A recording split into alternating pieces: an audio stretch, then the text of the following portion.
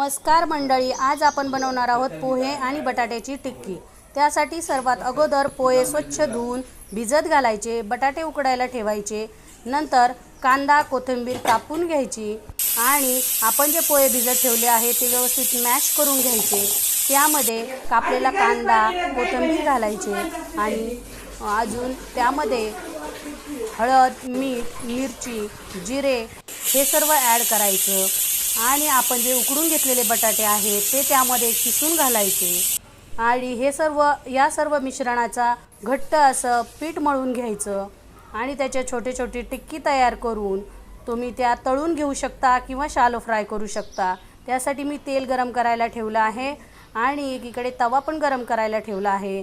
तुम्हाला जसं आवडेल तसं तुम्ही करू शकता आणि तुम्ही ह्या टिक्की तळून घेऊ शकता आणि शॅलो फ्राय करू शकता आणि मुलांच्या डब्यासाठी हा उत्तम पर्याय आहे। मुलांना खूप आवडतात त्या टिक्की, त्यामुळे तुम्ही एकदा नक्की बनवून पहा पोहे आणि बटाट्याची टिक्की।